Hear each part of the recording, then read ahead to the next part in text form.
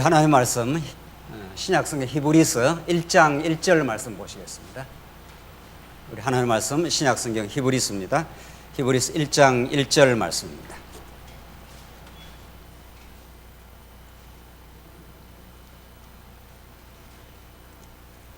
찾으신 줄 알고 봉독 드리겠습니다. 히브리서 1장 1절 말씀입니다.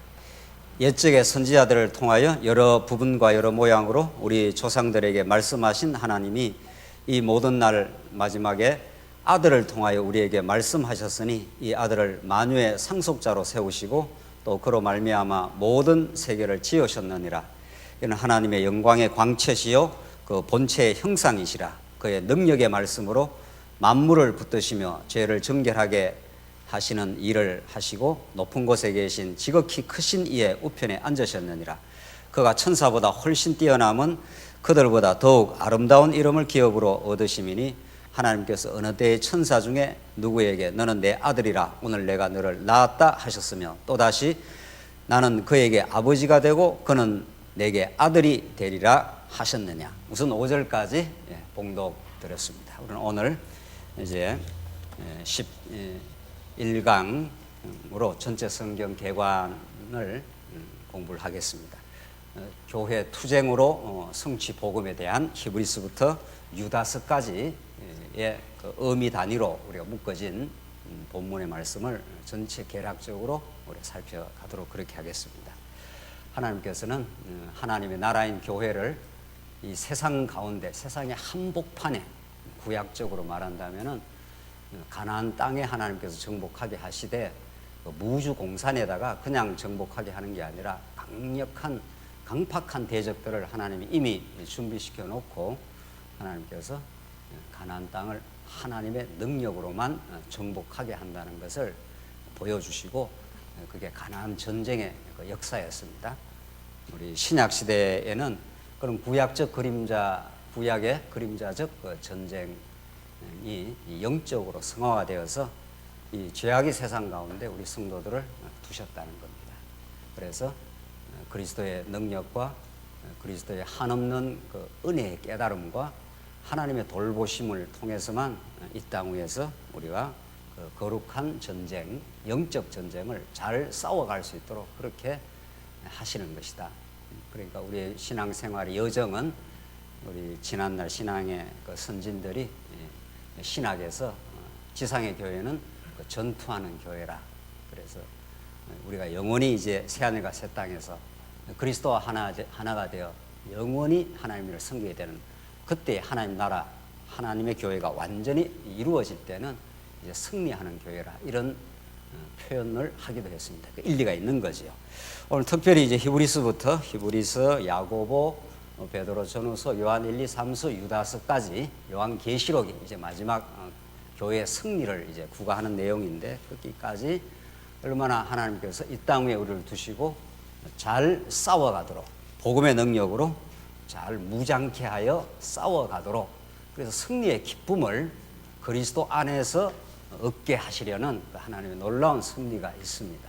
그러니까 우리 자신을 의지하면은 반드시 패배를 경험하게 되지만 그리스도께서 우리를 공급하시고 복음의 능력으로 하나님께서 우리를 덧입히시면은 우리가 대적할 수 없는 죄악의 권세를 넉넉히 이겨갈 수 있도록 히브리서가 그걸 잘 증거를 하고 있습니다. 이런 믿음의 사람을 세상이 감당하지 못한다. 이것은 하나님 주신 믿음으로 승리케 하신다 하는 것을 히브리서가 잘 가르쳐주고 있는데 우리는 지난 시간 무장의 복음에서 얼마나 이 싸움이 그 영적 싸움이 날마다 치열한지를 에베소서에서 이미 잘 가르쳐주고 있습니다. 내가 전신갑주를 입어라. 하늘에 공중에 권세 잡은 영들이 시시때때로 불화살을 쏘아대면서 이제 우는 사자처럼 또 그렇게 우리 성도들을 주의를 배회하고 있다. 이거는 그 죄악의 권세, 영적 도전은 끊임없이 있어서 우리 성도들을 쓰러뜨리려고 하는 그런 그 틈바구니 속에다가 하나님께서 두셨다는 겁니다. 이게 사단이 지멋대로 다니는 게 아니라 하나님만 의지하는 신앙을 키우시려고 하나님께서 그렇게 하셨다고. 에베소서에서 구원의 투구를 쓰고 의의 형배를 붙이고 평안의 신발을 신고, 이게 다 하나님께서 전신갑주를 무장케 하셔야 잘 싸워가도록 그렇게 하신다는 겁니다. 잘 싸워가도록 그 무장케 하는 그 정점이 에베소서부터 이제 빌레몬서까지, 우리 지난 시간에 확인한 이제 교회 지도자들을 잘 무장시켜서 교회를 잘 치리할 수 있도록 성숙한 교회 지도자가 자꾸 이렇게 하나님께서 세워가도록, 교회에 장로님도 세워지고 권사님들도 세워지고 여러 지체들이 세워지고 물론 목사도 세워지고 이렇게 해서 교회 강건하게, 그거는 평생 교회가 이 땅에 존속하는 때까지는 계속 그렇게 무장되어 가는 거죠. 이게 잘 무장되어 가는 만큼 잘 싸워가도록, 그래서 하나님께서 빌레몬서까지 잘 무장케 한 다음, 오늘 히브리서는 히브리서부터 유대주의, 이제 세속주의, 적그리스도와 싸워가게 하신다. 히브리서 보십시다. 히브리서 말씀, 우리가 봉독드린 1장 말씀이 이제 유대주의에 대한 경계인데, 하나님께서 이제 투쟁케 하신다. 뭐하고? 투쟁의 대상이 유대주의, 세속주의,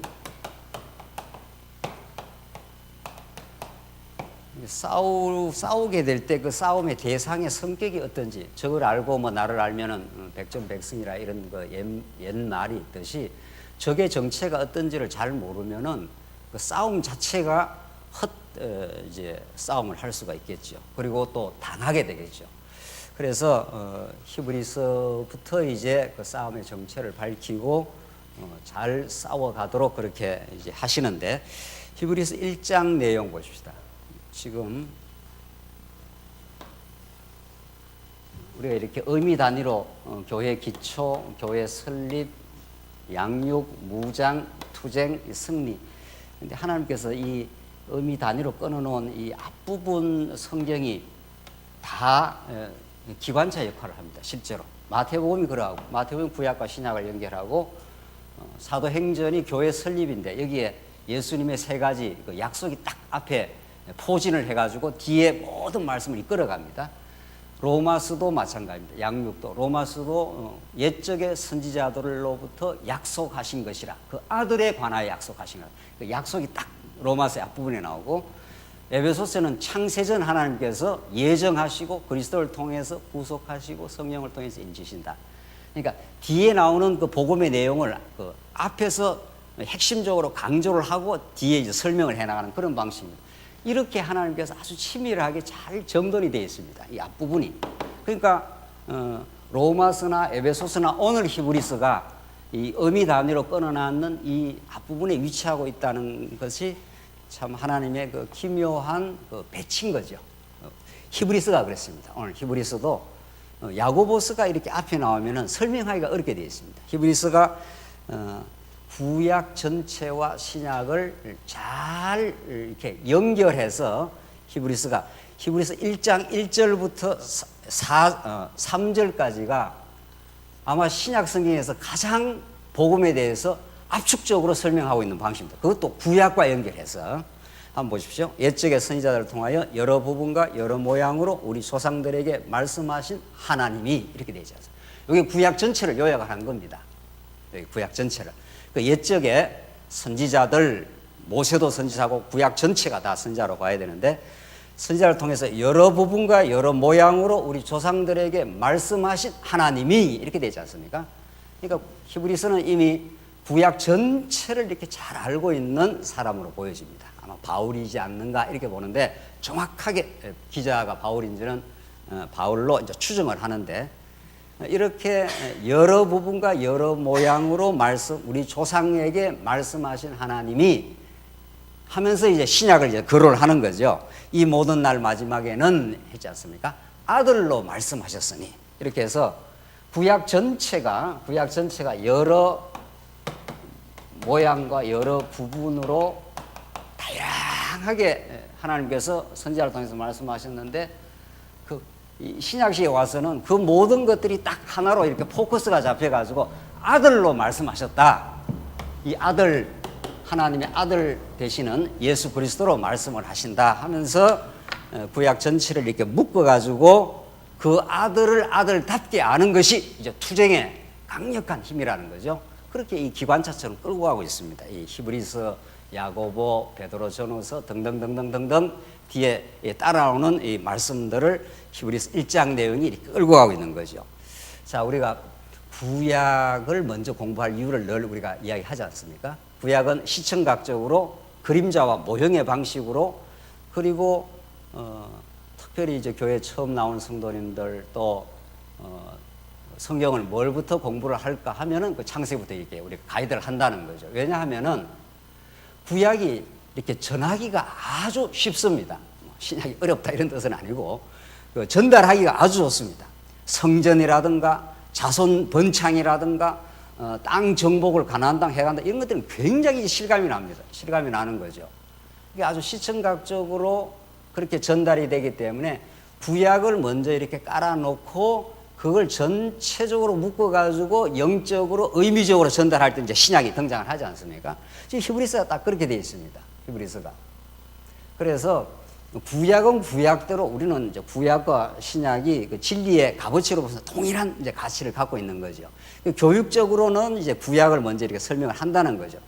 그리고 구약 설명이 마지막에 이 모든 날 마지막에 아들로 말씀하셨으니 이렇게 히브리서가 딱 정리를 하듯이 구약 전체를 언제나 설명을 하고 그 아들, 하나님의 아들로 오신 예수 그리스도를 이렇게 못을 박지 않으면은 그 예를 들면은 영화관에 계속 이렇게 외국 영화가 전개되지만 자막으로 딱 설명이 돼야 그 의미가 확연하게 이렇게 드러나듯이 그렇게 되는 거죠. 그러니까 구약과 신약이 이렇게 한 짝으로 되어 있는 거죠.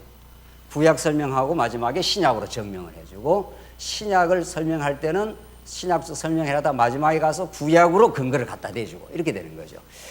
이건 정말 하나님께서 우리 인간의 머리를 이렇게 논리적으로 그 논리의 정명을 위해서 이렇게 근거를 잘 갖다 대어서 잘 납득이 되고 믿어지도록 그렇게 했습니다. 오늘 히브리서 기자가 그렇게 합니다. 그러니까 구약의 여러 부분과 여러 모양으로 성전으로도 설명하고 구리뱀으로도 설명하고 다윗 왕권으로도 설명하고 뭐 이렇게 쭉 설명을 쭉쭉쭉 해왔는데, 그게 이제 우리 자손 땅 통치라고 하는 그 3대 언약으로 그 사이사이에 하나님의 성전으로 이렇게 설명을 하던 모든 것들을 딱 하나로 정확하게 묶어낸다는 겁니다. 그래서 신약으로 증명이 돼야 마지막에, 그래야 우리한테는 진짜 그 신앙의 대상이신 우리 예수 그리스도를 우리가 알게 되고, 그걸 통해서 궁극적으로 하나님 여호와를 알아 경외하게 되는 거죠. 그래서 오늘 히브리서가 2절에 이 모든 날 마지막에는 아들을 통하여 우리에게 말씀하셨으니 이렇게 되어 있어요. 그러니까 예수 그리스도를 신약에서 계속 풀어내는 게, 하나님의 아들 예수 그리스도를 풀어내는 것을 구약의 배경을 이렇게 깔고 이렇게 하면서 하나님을 설명을 한다는 겁니다. 그래야 우리가 진정으로 믿게 될, 또 영원히 우리가 경외하고 그 안에서 우리가 참된 기쁨을 얻는 그 하나님을 우리는 성경에서 이제 발견할 수 있도록 하나님 그렇게 하신다는 겁니다. 그래서 아들로 말씀을 하시는데, 그 아들에 대한 설명을 이제 좀 더 구체적으로 하는데, 이 아들을 만유의 상속자로 세우시고, 아들이라는 말 자체가 상속자입니다. 우리 부모들이 아들한테 부모의 좋은 것을 이렇게 상속해 주지 않습니까? 그 상속해 줄 때 아무런 조건이 없는 거죠. 그게 아버지와 아들 관계라고 하는 그 하나님의 자기 계시의 방식입니다. 하나님은 당신을 설명할 때 아들 예수 그리스도를 통해서 우리가 설명을 하는데, 그 아들이 하는 일이 상속자라는 거예요. 그 무슨 상속자? 만유의 상속자. 하나님의 영원하신 복과 우리에게 베푸실 그 무궁한 은혜와 사랑을 그 아들을 통해서 우리에게 그대로 베풀어 주시는 분. 또 그로 말미암아 모든 세계를 지으셨느니라. 예수님이 이 땅에 갈릴리 바다를 이렇게 거느리셨는데, 우리가 똑같은 몸을 입으시고 고난받고 십자가에 죽으신 그분인데 세계를 창조했다는 겁니다. 이 뭐 어마어마한 지금 이야기를 하고 있는 거죠. 예. 그러니까 우리가 믿는 예수가 우리와 동일한 종류의 동일한 모습으로 그렇게 등장을 했지만, 그가 이 우주를 창조하신 분이라. 그리고 3절 보시면, 이는 하나님의 영광의 광채시여 그 본체의 형상이라. 하나님의 무한한 영광을 그대로 이렇게 발현하고 드러내는 광채라는 겁니다. 그 본체의 형세라는 게 카피라는 뜻입니다. 그대로 빼다 박았다 이런 뜻입니다. 아들도 마찬가지 아버지를 그 본받지 이렇게 담는 것처럼 다 하나의 비유인데 예수님이 그런 분이라는 겁니다. 우리가 진짜 믿는 그런 분을 그런 분답게 알아야 잘 이렇게 싸워갈 수 있다. 이 고난 많은 세상, 끝없는 사단의 권세의 도전, 우리의 남은 육체를 파고 들어오는 탐욕과 시기, 욕망, 그것까지 결국은 싸움인데 그걸 잘 싸워가게 하시는 본체가 있다는 겁니다. 그 원천이. 더 나아가서 그는 능력의 말씀으로 만물을 붙드시고 그는 그야말로 온 우주 만물을 한 손에 이렇게 거머쥐시고 지금 우주, 세계 역사 모든 왕들을 다 거머쥐고 붙들고 계시는 분이다. 그런 그 위대한 신령한 지식을 우리에게 전달해 주고 있는 거죠. 그래서 죄를 정결하게 하시는 일을 하시고 높은 곳에 계신 지극히 크신 이에 하나님의 우편에 앉으셨다. 그런 겁니다. 너희들이 믿고 있는 예수가 지금 히브리서를 받는 독자들에게 지금 그런 지금 어마어마한 지금 설명을 하고 있는 거죠. 이걸 압축해서 말한다면은 지금까지 설명한 걸 압축해서 말한다면 우리는 예수는 그리스도다 하는 것이 거의 기름 부음 받은 자다 이런 뜻이니까 그게 바로 선지자요, 왕이요, 제사장이다 그 말 아닙니까? 우리가 예수는 그리스도를 믿는다 하는 그가 선지자임을 믿는다는 거고 왕임을 믿는다는 거고 그가 우리의 참 제사장을 믿는다는 그걸 풀어 설명하면 이렇습니다. 풀어 설명하면 그러니까 그 제일 앞에서 아들로 말씀하셨다 하는 게 그 아들을 통해서 하나님의 뜻을 하나님이 어떠신 분인 걸 우리한테 지금 설명을 하고 있는 거죠. 그러니까 그 아들을 보면 그 아버지를 지금 설명하고 있는 거니까 아들로 말씀하셨다 했으니까 이게 예수가 선지자 기능을 하고 있는 거죠. 직접 예수님이 이렇게 산상수훈도 행하시고 여러 일을 행하시면 그가 이렇게 등장한 것 자체가 하나님의 뜻에 지금 뜻을 보여주고 있는 거니까 그뿐 아니라 오늘 표현대로 만물을 붙드시는 분 그리고 우주를 창조하시는 분 왕 중에 왕 모든 통치권을 한 손에 거머쥐고 계시는 분 그뿐 아니라 우리의 개적인 원수인 죄악의 권세를 죄를 정결케 깨끗하게 자기 몸을 제사 제물로 드려가지고 그러니까 별 볼 일 없는 사람이 십자가에 죽었으면 그게 우리한테 왜 은혜가 되겠냐 말이죠. 그가 하나님의 아들이요 근본 하나님과 동등한 그런 영광의 광채이신 그분이 십자가에 죽었기 때문에 우리는 한없는 그 복과 신령한 깨달음을 지금 얻는 거죠. 그래서 우리가 믿는 예수가 그런 분이라고 지금 이렇게 설명을 하는 겁니다. 그는 참 선지자로서 하나님의 뜻을 아들의 방식으로 가르쳐 주시고 만물을 한 손에 지금 거머쥐고 계시고 우주를 창조하신 분이시고 모든 인간을 괴롭히는 죄를 깨끗하게 정력해버린다. 죄 없다고 십자가에서 대속의 제물이 되어주셨다. 그런 분이 천사보다 얼마나 우월하고 모세보다 얼마나 우월하고 아론보다 얼마나 우월한가 이걸 히브리서에서 지금 설명을 하고 있는 거죠. 자 이제 유대주의 보십시다. 유대주의를 다른 말로 말하면은 이게 인간 중심주의고 이게 공로주의고 이게 율법주의고 그렇습니다.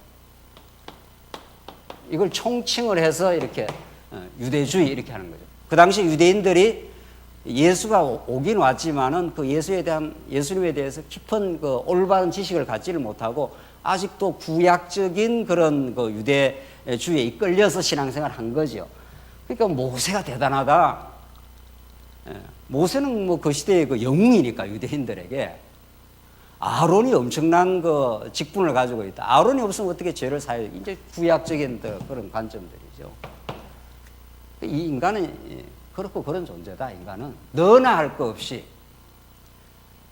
그리고 그 인간이 행하는 그 공로 인간의 행위를 얼마나 유대인들이 강조를 합니까? 그들이 율법을 통해서 그 행위를 강조하며 자기 공로를 내세우는 게 인간의 본성이니까 얼마나 인간의 행위를 강조했으면은 그 마르크스라는 그 공산주의 그 철학자와 함께 그 공산주의 사상을 만드는 엥겔스라는 사람이 있잖아요. 마르크스 엥겔스라는 사람이 우리 요한복음에는 태초에 말씀이 계시니라 이렇게 했는데 그 사람 태초에 행위가 있었느니라 있다고 소리를 했습니다.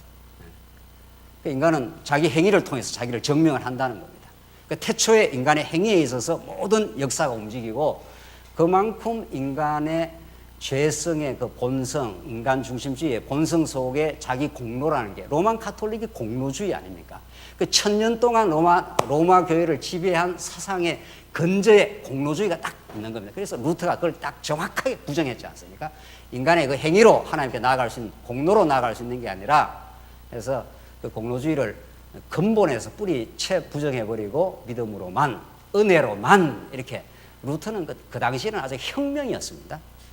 그런 것들이 그 교회를 새롭게 갱신하는 그 원천인 거죠. 교회 안에 사실은 우리 안에도 얼마든지 들어와 있을 수 있습니다. 이게 얼마든지 있습니다. 이게 그 당시에 유대인들을 지배한 그릇된 인본주의가 아니라 얼마든지 이게 들어와 있을 수 있는 거죠. 그래서 이런 것들과 잘 싸워가도록 하나님께서 하심으로 저걸 우리 안에서 쳐낼 때 우리는 복음의 평화를 얻는 거죠. 복음의 평화를. 그래서 어떤 사람도 우상시하지 않는 거죠. 그 루터와 칼빈도 잘 말한 부분이죠.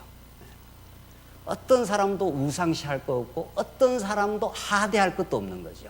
똑같은 죄인인들인 거죠. 그런데 놀라운 하나님의 은혜로 우리가 하나님의 자녀가 되고 하나님의 거룩한 교회의 지체가 되고 그런 하나님의 성도가 되어서 우리가 살아갈 수 있도록 해놓았기 때문에 정말 기독교 안에서라야 진정한 인간 존중이 가능한 거죠. 그래서 유대주의라는 것이 생각보다 깊습니다. 그 당시 이 히브리서는 그 당시의 유대주의자들에 대한 경고요 예수 그리스도를 소개함으로 정말 진정한 복음의 해방과 자유를 얻게 하는 말씀이 히브리서의 말씀인데 이 말씀이 오고 오는 모든 우리 성도들에게 적확하게 다가오는 말씀이라는 거죠. 그래서 지금 히브리서 기자가 예수님 신분상 얼마나 우월한 줄 아느냐, 천사를 그렇게 숭배하고 모세가 대단한 존재로 부각되어 있고 아론도 마찬가지지만 그들보다 얼마나 우월한지 모른다. 그들은 전부 그림자다. 옛적에 여러 모양과 모세와 아론 이런 하나님께서 그림자적 인물을 통해서 이스라엘 백성들을 모세가 인도를 하고 아론을 통해서 죄를 다 속했지만 그건 다 오실 메시아에 대한 그림자요 예수 그리스도가 나타나면 흔적도 없이 살아가는 태양이 등장을 했는데 촛불이 무슨 의미가 있느냐 이런 뜻입니다. 그래서 진짜 우리 교회에서 하나님 중심주의라는 우리 교회가 나아갈 정확한 표대와 기준이 서 있는 거죠. 우리는 그리스도를 중심으로 우리는 그의 거룩한 지체들이 되고 다 하나님의 소중한 하나님의 백성이 되고 하나님의 귀한 존재들이 되어서 그때라야 진정한 섬김, 진정한 우리가 인간 존중이라는 것, 우리 성도들을 존중하는 그런 게 이 신앙에서 나온다 하는 거죠. 자, 그래서 히브리서는 이런 그 위대한 복음을 전하고 있습니다. 인본주의를, 인간 중심주의를 그 뿌리에서 쳐내버리고 그 자리에 예수 그리스도를 우뚝 세우고 그리스도를 통해서 하나님이 우리가 참된 통치자, 하나님만이 우리의 진정한 가치임을 구약을 총체적으로 증거하고 예수 그리스도의 본성과 이 신성을 통해서 지금 살아계신 하나님을 히브리서가 지금 증거를 해주고 있습니다. 그래서 예수님이 또 사역상도 얼마나 우월하냐. 구약의 제사, 제도, 성막, 제물 또 드려도 제사장이 자기 죄를 또 속하고 또 죄를 드려야 되는 그 번잡하고 복잡한 그 모든 제사 행위를 예수님 한 분이 정확하게 다 이루어버렸다 하면서 히브리서는 그렇게 말하면서 마지막으로 복음 신앙이 얼마나 우월한지 모른다. 진짜 하나님의 아들로 오신 예수 그리스도를 복음으로 우리의 진정한 가치로 받아들이면 그 믿음은 바라는 것의 실상이요 보지 못하는 것의 증거여서 구약 성도들도 그 하나님께서 언약을 믿는 믿음을 주시면 아브라함이 정말 갈 바를 알지 못하고 나아갔고 노아도 보지 못한 일에 경고하심을 받아 산 위에서도 방주를 짓는다는 거죠. 그 당시에는 미친 놈 이렇게 되는 거죠. 세상에 무슨 홍수가 비가 온다고 산 위에서 방주를 짓느냐는 겁니다. 그러니까 믿음의 사람은 세상의 계산과는 전혀 다른 차원을 살고 있고 그게 실제화됩니다. 그러니까 아브라함에게 한 나라의 한 민족의 아비가 된다는 것은 황당한 이야기처럼 들리는 거죠. 자식이 하나도 없는데 무슨 내가 민족의 아비가 되고 복의 근인이 되느냐. 그런데 실제화됩니다. 그게 하나님이 행하시는 일은 우리의 예측과 기대를 훨씬 넘어서 당신이 언약대로 당신의 주권적으로 능력으로 이 땅에 행하기 때문에 믿음으로 살아도 나이가 많아 단산하였으나 잉태할 수 있는 힘을 얻었다고. 다 불가능한 일들입니다. 아브라함이 갈대아 우르에서 가나안 땅까지 가는 것은 엄청 먼 길입니다. 그게 4,000년 전 이야기 아닙니까? 뭐 지금 무슨 자동차가 있는 것도 아니고. 근데 하나님께서 언약을 하시면 아브라함을 뒤에서 밀어붙여 가지고 그냥 그쪽으로 가도록 그렇게 만들어 버립니다. 그래서 아브라함 내가 이게 왔다 이런 말을 못하도록 해버리는 거죠. 그래서 11장에 나오는 이 믿음장이라고 하는 하나님이 언약을 하시고 언약을 성취하여 그 믿음을 주셔서 하는 일들은 전부 불가능한 일들이 성취됩니다. 그래서 하나님이 하셨다고 이렇게 믿는 거죠. 모세는 어떻게 표현을 합니까? 믿음으로 모세는 장성하여 바로의 공주의 아들이라 칭함을 거절하고 도리어 하나님의 백성과 함께 고난받기를 잠시 죄악의 낙을 누리는 것보다 더 좋아하고 이렇게 되어 있어요. 고난 아무도 안 좋아합니다. 아무도 고난 안 좋아하는데 하나님께서 믿음을 허락하시면 이제 하나님의 백성과 함께 고난받는 것을 죄악의 낙을 누리는 것보다 더 좋아한다. 그래서 그럼 하나님께 담대한 하늘 기쁨을 주셔야 고난으로 받을 수가 있는 거죠. 그래서 하나님께서 이런 히브리서에 개진되는 이 유대주의와의 적극적인 싸움, 유대주의를 다른 말로 말하면 인간 중심주의, 그래서 어떤 인간도 우리의 우상, 우리의 표대의 기준이 될 수 없다. 그래서 우리는 성경이 증거하는 예수 그리스도만이 우리의 표대가 된다. 그 그리스도를 향해서 우리는 전진하고 우리가 믿음으로 행하는 아브라함, 노아, 아브라함, 사라 지금 계속 증거한 것은 하나님 믿음을 주어서 아브라함을 그 땅까지 가도록 밀어붙였기 때문에 사라가 단산해서 도저히 아이를 낳을 수 없는데 낳게 했기 때문에 모세는 원래 그런 믿음의 사람이 아니었지 않습니까? 오히려 자기 의가 충천했던 사람입니다. 하나님 믿음을 주어서 고난받는 것을 오히려 즐겨하도록 그렇게 하나님 밀어붙였기 때문에 그게 자기 공로가 될 수가 없습니다. 그렇게 치열하게 하나님의 영광을 위해서 믿음의 사람이 살았던 그 삶을 자기 공로로 받을 수가 없습니다. 이 하나님이 만들어내신 일입니다. 이게 유대주의를 정확하게 극복한 사례지요. 그러니까 우리가 진짜 언약의 말씀이 믿어진다면 이게 우리에게 큰 기쁨입니다. 그러니까 오직 하나님만 찬양한다는 거 아닙니까? 내게 공로가 있을 수 없다고 받아들이는 것. 그렇게 해서 우리는 교회가 세워지고 땅끝으로 복음이 전거됐을 때 이게 위대한 하나님의 언약 성취가 만드는 하나님의 살아계심의 정명이라고 이렇게 받아들일 때 우리 택한 백성들은 한없는 기쁨이 있는 겁니다. 그래서 결국 우리를 찬양케 하시는 놀라운 하나님의 섭리를 만들어내시는데 이렇게 하나님은 히브리서 말씀 전체를 통해서 유대주의와 잘 싸워 우리 내면에 파고 들어오는 유대주의가 밖에 있는 게 아니라 우리 정확하게 우리 안에 들어 있습니다. 그걸 믿음으로 잘 쳐내도록 하나님께서 날마다 말씀을 공급하시고 하늘 기쁨을 주신다는 겁니다.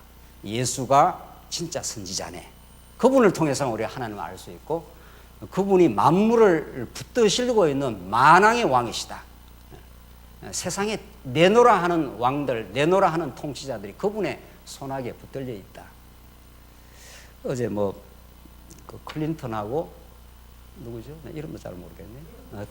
트럼프인지 뭐 저는 보지는 못했는데 그렇게 뭐 그 세기에 또 무슨 저기 TV 토론을 한다는 거 아닙니까? 누가 미국의 대통령이 백악관 주인이 되느냐? 이게 뭐 그 유엔에 모인 사람들이 초미의 관심사라는 거 아닙니까? 누가 대통령 되느냐에 따라서 우리 한국도 트럼프가 뭐 되면은 뭐 한미 방위 조약이 좀 문제가 생긴다면서 정치는 잘 모르는데 뭐 그런 게 있다는 겁니다. 그러니까 누가 지금 대통령이 되느냐에 따라서 국제 정세가 달라지고 한국 지금 영향이 엄청 달라진다는 거 아닙니까? 누가 되겠습니까? 여러분이 답을 하셔야죠. 정확하게 하나님이 정해놓으신 분이 정해놓은 사람이 될 겁니다. 뭐 토론하면은 토론도 우연의 변수가 있다는 겁니다. 아무리 준비하고 가도 그때 뭔가 이렇게 잘못 뭘 하면은 케네디가 그렇게 토론을 잘했다고 합니다. 케네디가 잘한 게 아니고 하나님이 케네디한테 그때 그런 정확한 무슨 지혜를 준 거겠죠. 아무리 준비를 잘하고 나가도 뭐 한순간에 이게 뒤집어질 수가 있는 거죠.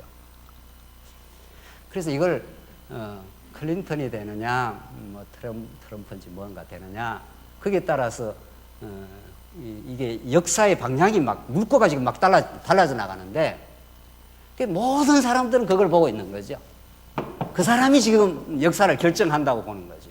그리고 천만의 말씀이다 지금 이렇게 돼요.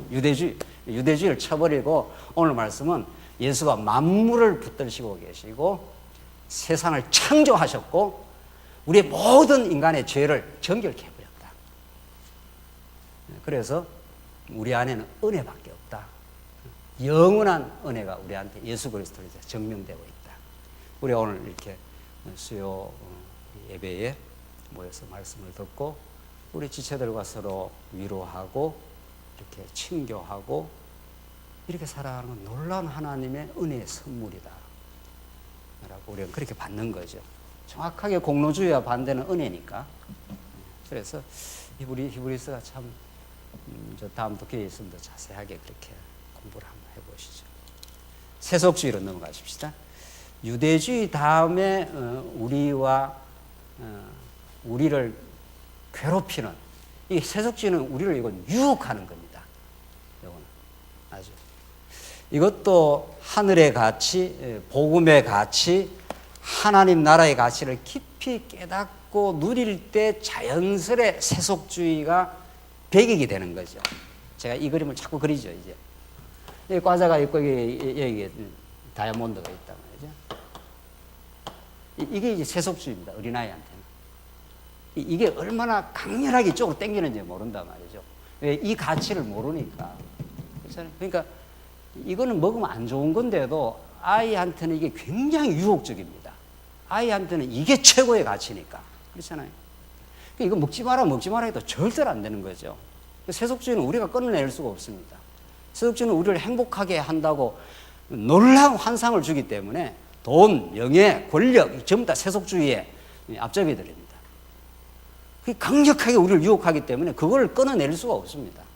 그러니까 이 어린아이가 이 과자로 아주 자석한테 끌려가듯이 쫙 끌려가는 거지 이걸 끊어낼 수가 없습니다. 그럼 이쪽으로 안 가고 이게 세속주의라면은 세속주의를 쪽으로 가지 마라 해서 안 가는 게 아니라 그 옆에다가 굉장히 가치로운 걸 하나 이렇게 딱 주면은 절대로 안 갑니다. 가라 해도 안 갑니다. 이쪽이 굉장히 끌어당기는 힘이 강하면 가치로우면 가치라는 건 좋다는 거 아닙니까? 100만 원보다 1억이 가치가 있으니까 1억에다 투신을 할 거 아닙니까? 여기가 이 가치가 엄청 좋다는 걸 이론적으로 아니라 인격적으로 느끼는 게 중요한 거죠. 지금 이론과 인격은 다릅니다. 이론은 머릿속에서 빙글빙글 돌아가는 거고 인격적으로 깨닫는 건 그 감성과 의지적으로 총체적으로 깨닫는 거죠. 정말 좋다 이렇게 되는 거죠. 복음이 정말 좋다. 하나님 정말 당신의 아들을 통해서 우리를 영원히 구원하시고 영원한 천국을 거저 주셨다. 그게 우리의 기쁨이다. 그게 머릿속에서 빙글빙글 깨닫는 게 아니라 그 감정적으로도 깨닫는 게 중요하잖아요. 감정이라는 게 우리 인간을 움직이는 힘인데 정말 행복하다. 감사하다. 이것으로 충분하고 나는 만족한다. 이렇게 되는 게 세속주의를 이기는 힘입니다. 그러면 안 간다는 거죠. 이 가치가 다이아몬드 엄청 좋은데 이쪽으로 이렇게 가지 이쪽으로 안 가잖아요. 이걸 불교에서는 자꾸 끊어내라 그러잖아요. 불교에서는 이걸 비워라. 이걸 이쪽으로 가지 마라. 욕망을 끊어라. 이렇게 하는데 이게 되냐 말이죠. 뭐 인간 몸이 살아있는 한 이쪽으로 움직이는데 이쪽으로 가지 마라가 아니라 이게 얼마나 가치로운가 하는 그 가치 입증이 성령의 역사를 통해서 예수님 한 분이 우리한테는 더없이 한없이 중요한 분이다. 그의 십자가의 피 흘리심, 그의 부활하심, 그가 성천하여 지금도 우리를 굽어 살피심, 그리고 반드시 때가 되면 다시 오셔서 우리를 신부로 안아주실 진짜 참신랑 그분 안에서 우리의 가치를 누리면 그래도 훨씬 우리는 세속의 가치로부터 자유하게 되고 그다음 주신 것으로 만족하게 되고 그렇게 되겠죠. 그래서 이 세속주의는 그냥 배격하려고 애써서 배격하는 게 아니라 복음의 가치가 얼마나 위대한지 정말 혁명적으로 우리는 가치관이 바뀐 사람들이니까 세상의 가치 전부를 주고도 예수 한 분하고 나는 바꿀 수가 없다라고 하는 이 가치관의 변화가 이 세속주의를 이기게 하는데 야고보서를 한번 보십시오. 야고보서 1장도 흩어진 12 지파에게 엄청난 환난과 시험 속에 있습니다. 야고보 편지를 받는 사람들. 그래서 1장 2절에 내 형제들아 너희가 여러 가지 시험을 당하거든 온전히 기뻐 여기라. 그러니까 엄청 지금 시험을 겪고 있다는 거죠. 이는 너희 믿음의 시련이 인내를 만들어내는 줄 너희가 알미라. 인내를 온전히 이루라. 이는 너희로 온전하고 구비하여 조금도 부족함이 없게 하려 함이라. 하나님께서 자꾸 시험을 주는 것은 인내를 만들어내고 그 인내가 우리를 온전한 신앙 인격으로 자꾸 이렇게 하나님께서 단련을 시키고 있다. 지금 그 말입니다. 그 아름다운 열매를 하나님께서 만들려고 비바람을 자꾸 불게 한다는 겁니다. 가을철 날 아주 견고한 단단한 열매를 맺게 하려고 하나님이 그렇게 하시는데 중요한 건 5절인데 우리는 그런 시험에 대한 사건은 잘 알잖아요. 5절에 너희 중에 누구든지 지혜가 부족하거든 모든 사람에게 후히 주시고 꾸짖지 아니하시는 하나님께 구하라. 그리하면 주시리라. 그 야고보서를 우리는 보통 세속주의와 이기는 그 믿음의 행위를 강조한다 이렇게 하지 않습니까? 이거 뭐 중요한 말이죠.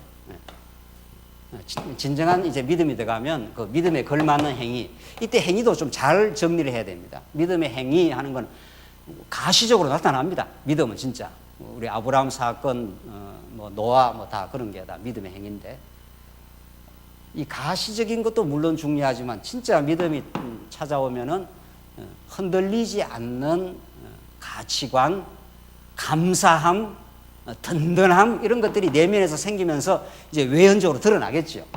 그런데 지금 이 야고보서는 그런 믿음의 행위를 뒤에 믿음의 행위를 만들어내시는 그리스도인데 믿음의 행위를 우리들 하라 이런 뜻이 아니라 하나님 진짜 믿음을 주시고 깨닫게 하시면 그런 믿음의 행위까지를 하나님께서 하게 하시는 그리스도다. 지금 그걸 강조하는데 그 5절에 그 지혜를 말하지 않습니까? 하나님께서 이 믿음의 행위를 만들어내실 때 우리를 세상의 환난과 시험 속에 집어넣어 버린다는 거 아닙니까? 이런 시험 속에 단련되게 만들어 놓고 진짜 소중한 믿음을 주시고 믿음의 행위를 든든하게 잘 쌓아가도록 그렇게 하신다는 겁니다. 그런데 그 믿음이 나오는 원천이 그 앞에 지혜라는 겁니다. 사실은. 그 2, 3, 4절에서 지금 시험 중에서 잘 견뎌나가라. 그렇게 하고 나서는 그 5절에 너희 중에 누구든지 지혜가 부족하거든 이렇게 나오잖아요. 그 지혜가 뭡니까? 하나님이 지혜로우신 예수 그리스도 사건이니까 결국은. 그러니까 믿음 자체를 강조하는 게 아니라 믿음을 공급하시는 결국 하나님의 지혜, 그 복음 자체 그걸 깊이 자꾸 더 시험 중에 그리스도를 붙들고 더 하나님의 말씀을 더 깨달아 그 공급함이 믿음의 시련을 잘 이길 수 있도록 그렇게 행하신다는 거죠. 그렇게 야고보를 봐야 정확한 겁니다. 그러니까. 그래서 조금 더 이제 보시면 야고보서 1장 25절 제가 읽겠습니다. 그냥 자유하게 하는 온전한 율법을 들여다보는 자는 듣고 잊어버리는 자가 아니요 실행하는 자니 이 사람이 행하는 일에 복을 받으리라. 누구든지 스스로 경건하다 생각하며 자기 혀를 제갈먹이지 아니하고 자기 마음을 속이면 이 사람의 경건은 헛것이라. 하나님 아버지 앞에서 정결하고 더러움이 없는 경건은 나오지 않습니까? 하나님께서 믿음의 행위에 그 한 단어로 압축을 하면 경건인데, 정결하고 더러움이 없는 경건은 곧 고아와 과부를 그 환난 중에 돌아보고 했지 않습니까? 성도들 가운데 이 당시는 고아와 과부들이 얼마나 흩어져 있으니까 가장 약한 자들 이런 뜻입니다. 그러니까 결국 교회가 이 땅에 존속하는 이유는 궁극적으로 하나님의 영광이고, 교회에서 우리가 빌레몬서에 나타난다 하나님께서 자꾸 일꾼을 세워가는 것은 누구를 위하여? 자기 만족을 위해서 일꾼을 세우는 게 아니라 또 약한 성도들을 돌아보기 위해서 그렇게 세운다는 거죠. 그래야 교회가 자꾸 강건해져 가는 거니까. 그리고 또 중요한 거는 자기를 지켜 세속에 물들지 아니하는 이것이라. 이게 야고보서의 핵심 요절입니다. 그러니까 약한 성도를 돌아보는 구체적인 믿음의 행위를 하나님께서 하게 하시고, 그리고 자기를 지키는 일이라는 겁니다. 왜? 세속주의라는 것이 너무도 우리를 파고듭니다. 이게 아까 우리도 이야기한 대로 세속주의는 그냥 총칭해서 세속주의고, 그냥 구체적으로 말하면 이게 세상의 다 가치들입니다. 돈이고, 이게 인기고, 이게 권력이고, 명예고, 이런 것들입니다. 이게 정확하게 세속주의의 구체적인 실현들입니다. 그러니까 모든 세상 사람들은 그쪽으로 가는 거죠. 우리도 그쪽으로 가는 거죠. 옛사람은. 그래서 하나님께서 자기를 지켜 세속에 물들지 않는 그리스도의 가치로 충만하게 느끼고 그것으로 감사하고 그것으로 만족하는 그런 삶이 하나님께서 하나님을 경외하는 구체적인 삶이라는 것을 예를 하나 들은데, 야고보서 마지막에, 여러분들 잘 아는 예입니다. 야고보서 제일 마지막에, 마지막 장에 들으라 너희 중에 말하기를 오늘이나 내일이나 우리가 아무 도시에 가서 거기서 1년을 유하며 장사하여 이익을 보리라 하는 사람아. 그 예를 하나 들지 않아요? 그 모든 사람은 이 생각을 한다는 겁니다. 오늘이나 내일이나 자기가 딱 날짜도 정하고, 아무 도시에 가서 어디에 가서 1년도 자기가 딱 정하고, 뭐 자기가 다 계획을 세우는 거죠. 그래서 장사해서 이익을 보겠다고 하는 사람아, 이런 말이죠. 그 장사해서 이익 날지 손해 날지 무슨 수로 압니까? 그 모든 사람이 그걸 다 추구하는 겁니다. 돈, 인기, 권력, 명예. 그걸 하나 지금 야고보서가 마지막에 세속주의와 잘 싸워 이기는 예를 하나 들면서 지금 예를 든 건데, 내일 일을 너희가 알지 못하는도다. 너희 생명이 무엇이뇨? 너희는 잠깐 보이다가 없어지는 안개니라. 이거 뭐 야고보 사도가 이게 뭐 어마어마한 지금 사실은 그 말씀을 하고 있는 겁니다. 우리 인간이 왜 보이다가 사라질 안개입니까? 이렇게 든든히 서 있는데. 그렇잖아요? 그러나 영혼의 빛에 비춰보고 하나님의 그 영광의 빛에 비춰보면은 그냥 잠깐 있다가 사라지는 안개라는 겁니다. 헛개비라는 겁니다. 어떻게 보면은. 이게 그래서 옛날 사람들도 인생이 일장춘몽이라 그러는데, 잠깐 한번 길게 자고 봄나절에 일어난 꿈처럼 지금 50년을 살았든지 60년을 살았든지 70년을 살았지도 잠깐 왔습니다. 앞으로 하나님 부르시면 잠깐 있다 가는 세월인 거죠. 이게 이렇게 우여곡절이 많고 때로는 말도 많고 고난도 많은 거죠. 그런데 야고보 사도가 그렇게 이 세속주의 가치를 이걸 추구하는 일체 인간의 그 가치 추구를 그냥 잠깐 보이다 사라질 안개로 딱 규정을 해버립니다. 그러니까 참 성경은 굉장히 충격적입니다. 그래서 우리가 성경을 이렇게 읽는 겁니다. 어떤 세상 책을 읽어도 우리의 영혼에 충격을 가져다 주질 않습니다. 일리가 있네. 일리가 있는 좋은 말이네.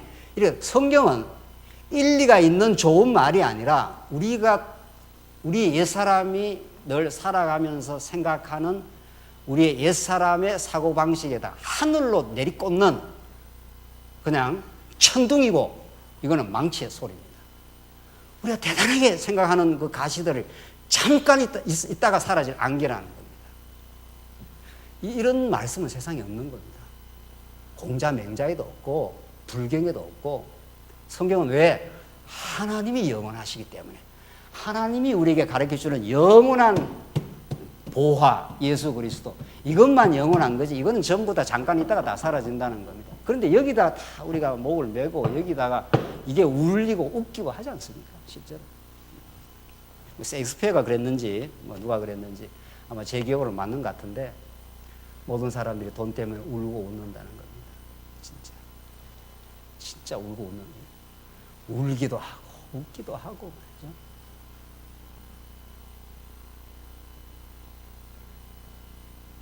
근데 우리가 정신을 차리고 보면은 돈이 우리의 목적이라도 돈은 수단일 뿐인데 말이죠. 돈은 우리가 가지고 쓰는 거 아닙니까? 네. 근데 그게 왜 우리를 울리고 웃기고 그렇게 해야 되느냐 말이죠. 돈의 놀이개. 돈이 우리를 가지고 노는 위대한 힘. 이게 우리 모든 현대인들을 지배하는 가치관입니다. 이걸 때려 부수고 나가는 게 여러분과 제가 주일날 하는 연보입니다. 모든 사람이 돈을 다 쥐기를 원하는데 하나님의 사람은 거룩한 진리를 접촉을 하기 시작하면은 하나님이 주셨다고 믿기 때문에 그 손을 이렇게 터는 겁니다. 이렇게 연복궤에다가. 이게 다른 성도를 위해서 하나님의 복음이 전파되기 위해서 이렇게 손을 터는 다 움켜진 손을 이렇게 터는 역사 아닙니까? 연보라는 게. 이거는 교회에서만 가능한 거예요. 정말 순수한 연보는 하늘의 진리를 깨달은 사람에게만 가능한 게 하늘에 공급하는 은혜로 가능한 게 연보라는 진짜 행위입니다. 그래서 우리는 연보할 때가 너무도 행복한 겁니다. 진짜. 하나님, 우리가 이렇게 진리를 깨닫고 나니 감사하니 내 있는 것으로 만족하게 살아가니 내 있는 것에서 일부를 복음을 위하여 성도를 섬기는 일에 이렇게 털어낼 수 있어서 감사합니다. 그런 마음을 주시니까 한 거죠. 진짜로 순수하게 하는 연보는 모든 사람들이 자본주의가 유일한 가치라고 이게 사람을 사람 되게 하고 이게 권력이 이게 사람의 존재감을 있게 하는 건데 그래서 은퇴가 무섭다는 거 아닙니까? 전부 존재감이 사라질 것 같으니까. 그런데 진짜 저걸 가진 사람들은 저게 가짜라는 걸 알지 않습니까? 저게 죽기 직전엔 저게 다 잠깐 보이다가 사라질 안개라는 걸 모든 사람이 압니다. 그 시점이 얼마 안 남았는데 이제 우리가 얼마 남지 않았는데 그래도 말씀이 아니면 저게 우리를 지배하는 힘으로 작동을 하는 거죠. 그래서 지금 야고보 기자는 참 충격적인 말씀입니다. 잠깐 보이다가 없어진 안개다. 너희가 도리어 말하기를 주의 뜻이면 이렇게 돼 있어요. 야고보는 강렬하게 하나님의 지혜, 하나님의 뜻을 이렇게 강조를 하는 거죠. 우리가 살기도 하고 이것저것을 하리라 할 것이거늘 주의 뜻이면 살기도 될 거고 1년을 유할 수도 있고 10년을 유할 수도 있고 어디 가서 장사를 해서 이익을 볼 수도 있고 망할 수도 있는 거지. 그 무슨 수로 우리가 미리 결정을 할 수 있고 예단을 할 수 있느냐는 겁니다. 오늘을 살지만 우리는 영혼을 살고 우리가 육체를 가지고 이렇게 살 수밖에 없는 현실이어서 돈이 소중할 때도 있지만 그것보다 훨씬 소중한 예수 그리스도의 복음, 하나님의 살아계심, 그의 아들을 십자가에 비참하고 처절하게 죽여서까지라도 대가를 지불해서 우리를 사내신 그 하나님의 영원한 사랑, 그 충만한 기쁨, 지금 죽어도 다함이 없는 그 복음의 능력, 그것이 우리를 진짜 자유하게 하고 이 세속주의로부터 해방시키고 그래서 이렇게 복잡한 세상 살다가도 말씀 앞으로 돌아오면 하나님 우리에게 말씀을 깨닫게만 하시면 다시 마음의 평화를 얻습니다. 하나님 역사를 지배하시고 지금도 우리에게 공급할 걸 다 공급해 주시는 분이시고 우리의 미래도 하나님께서 우리를 불러가시는 때까지 꼭 인도해 주시고 그래서 정확한 때 우리를 영원한 세계로 인도하실 분, 이 땅에서 우리가 많은 시련과 연단을 겪어도 더 우리는 그리스도의 사람으로 만들어 가시는 하나님의 섭리가 있기 때문에 야고보서는 그런 메시지를 하늘에서 우리에게 내리꽂히는 말씀으로 그렇게 주고 있습니다. 정리를 하시죠. 야고보 다음에가 베드로 전후서, 이제 그걸 지나서 적그리스도와의 싸움 이렇게 됩니다. 베드로 전후서도 우리가 거룩한 생활을 하나님께서 인도하시는 그런 야고보서에 이어서 놀라운 베드로 전후서의 말씀이 이어지고, 마지막으로 요한 1서에서 유다서, 적그리스도에 대한 배격 아닙니까? 적그리스도를 배격하라는 똑같은 메시지의 원리가, 적그리스도를 배격하라가 아니라 그리스도가 얼마나 소중한지 확정하라. 요한 1서가 딱 그렇게 되어 있습니다. 요한 1서 제일 서두를 읽고 오늘 결론을 짓지요. 요한 1서 1장 1절이 1서 태초부터 있는 생명의 말씀에 관하여는 우리가 들은 바요, 눈으로 본 바요, 주목하고 우리 손으로 만진 바라. 이게 사도 요한이 태초의 생명의 말씀에 대해서 예수님을 직접 보기도 했고 만지기도 했고 이 경이로운 경험을 했다, 이런 뜻입니다. 우리는 예수님을 직접 보지는 못했지만 성령의 조명과 깨달음으로 이런 사도 요한 같은 경험을 하고 있는 거죠. 우리가 지금 역사에 이렇게 잠깐 있다가 사라질 안개처럼 살지만은 영원한 태초의 경험을 하고 있는 거죠. 그분을 우리가 지금 본 것처럼 우리가 그 영생의 말씀을 우리가 듣고 있는 거니까. 그러니까 사도 요한이 예수님이 내가 아브라함보다 먼저 있었다 그러지 않습니까? 아브라함보다 훨씬 늦게 2000년 전에 예수님이 나타났는데 내가 아브라함보다 먼저 있었다고. 이 존재론적 설명입니다. 그러니까 예수님은 실제로는 아브라함보다 훨씬 2000년 뒤에 왔는데 그의 존재론적 근본적인 예수의 존재는 아브라함 뒤에 있는 거 아니라 아브라함보다 앞에 먼저 있었다고.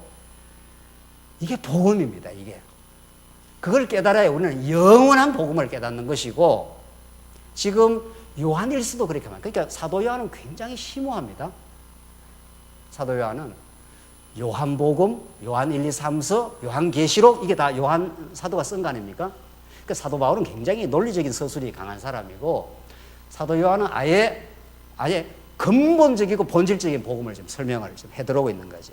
그래서 이 생명이 나타내신 바 된지라, 이 영원한 생명을 우리가 보았고 증거하여 너희에게 전하노니 이는 아버지와 함께 계시다가 우리에게 나타내신 바 된 자라. 우리가 보고 들은 바를 너희에게도 전하면 너희로 우리와 사귐이 있게 하려 함이니 우리의 사귐은 아버지와 그 아들 예수 그리스도와 함께 함이라. 이렇게 요한 1서가 시작을 하고 있습니다. 그러니까 이 요한 1서는 요한복음 전체를 이렇게 또 요약한 메시지예요. 이게 요한복음 전체를. 우리가 믿는 예수는 아브라함 이전에 영원한 생명으로 계셨고 그분이 나타나셨는데 그분을 우리가 지금 전하고 있는데 그것은 너희와 사귐이 있게 하려고. 그러니까 성도의 사귐이라는 게 얼마나 위대한 행위인지 모릅니다. 우리는 이렇게 사람과 사람이 만난 게 아니고 오늘 성도의 사귐이니까, 성도의 사귐은 영원한 생명 안에서의 사귐이기 때문에, 그래서 뭐라고 하는가 하면 우리의 사귐은 나와 너가 만난다. 지금 이런 말을 하는 게 아니라 아버지와 그 아들 예수 그리스도와 함께 함이라, 이렇게 말해요. 그래서 우리 이 안에 지금 아버지와 예수 그리스도와 함께 있다고 그렇게 말합니다. 이걸 성도의 사귐이라고 말합니다. 우리 이게 교회입니다. 이게. 그 세상의 교회처럼 예수 그리스도를 빼놓고는 숭고하고 아름답고 이게 본질적인 게 없습니다. 이 땅에, 세상에. 여러분의 자녀가 제일 귀하지 않습니까? 여러분의 자녀와 이 우주 전체를 준다고 해도 바꾸겠습니까? 안 바꿉니다. 생명이 그렇게 귀하다, 이런 뜻입니다. 사실은 이런 거 헛개비입니다. 어떻게 보면 이게 다 소중한 거예요. 이게 주시는, 하나님이 주시는 건데 이게 나쁜 게 아니고, 이 돈이 왜 나쁘겠어요? 이게 다 좋은 거죠. 건강도 다 하나님 주시는 거니까, 다 세속적 가치니까 다 좋은 겁니다. 우리가 믿음으로 소화하면 다 좋은 겁니다. 다 좋은 건데 저런 것보다도 훨씬 가치로운 게 인간의 생명이고, 그 인간의 생명보다 더 가치로운 게 성도의 믿음입니다. 성도의 생명이니까, 예수에게 접한 성도의 생명이니까. 그래서 교회는 참 순수할 이유가 있는 겁니다. 우리 모두가 복음 앞에 순수해지면은 교회에 와서 이 거룩을 느끼게 됩니다. 거룩이라는 건 세속적 가치와 전혀 다른 겁니다. 세속과 구분된 걸 거룩이라 하지 않습니까? 그러니까 교회에 와서 교회라는 게 하나님 안에 우리가 있구나. 하나님의 자녀로 우리가 만나는 거구나.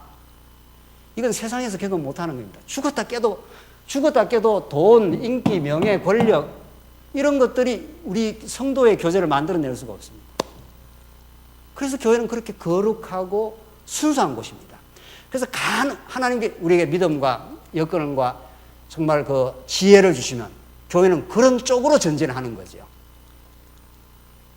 그래서 교회에 와서 세상에서 느끼지 못했던 경이로움, 순수함, 교회는 내가 욕심 부리고 살았는데 세상에서는 여기는 욕심을 터는 곳, 뭐 이런 거죠.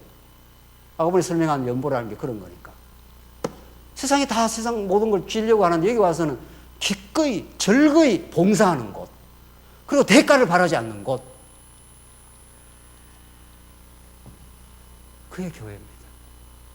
그렇게 하나님께서 요한일서에서 적 그리스도와 싸워오게 하시려고 그런 그리스도에 대한 확증을 하십니다. 이 진리가 우리의 삶을 지배해서 잘 싸워 승리하길 바랍니다. 기도하십시다. 자비하신 하나님 아버지, 은혜를 감사합니다. 오늘 이 시간도 우리를 부르셔서 하늘의 계시의 말씀을 듣게 하셔서 감사합니다.